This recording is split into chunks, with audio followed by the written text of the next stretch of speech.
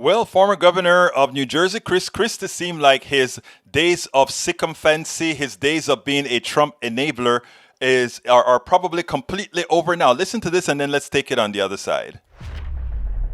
This case, what's your message to the Republicans? Well, listen, the legal theory put forward by his legal team and by the president is an absurdity.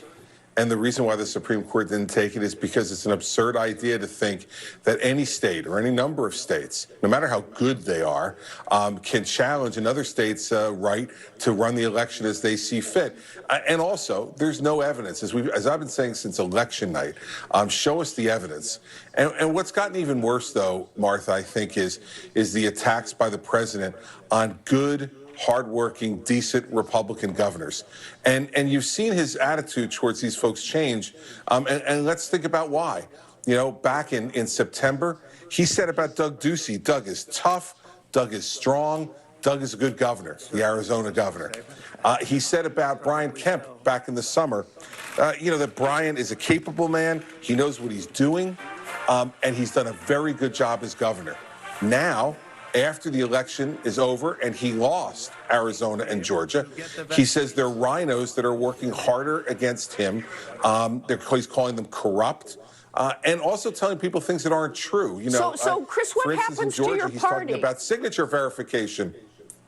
Listen, Martha's going to people are going to have to stand up and start to say these things. I mean, the fact is in Georgia, and people should know this, that signature verification, which the president continues to tweet about, has been done twice in this election. And so the reason the Supreme Court is not taking this is not because of a lack of courage.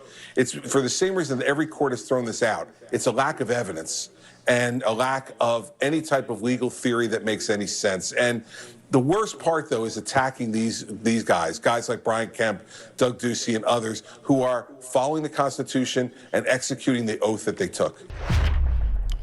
A lack of evidence and a lack of any legal theory that makes any sense. He's a lawyer. He should know, right? Well, the other thing about it is, why did it take so damn long for people who would otherwise have been respected, had people heard it out of their mouths? Why did it take so long to say that? Then, of course, we shouldn't be surprised. After all, don't we have north of 126 Republicans who actually supported Donald Trump's try at the Supreme Court to overturn the election in 4 swing states? That is anti-democratic. These guys, whether they change now or had never changed, these guys are really they are really a danger to the democracy in our country. So good for you, Christie, for coming out. Good for you for no longer being a sycophant. Good for you for no longer being an enabler.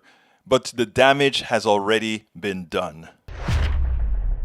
We spend a lot of time deconstructing the news, trying to parse it into a form that everybody can understand. We try to find those little nitpicks where it flies above the fray, etc.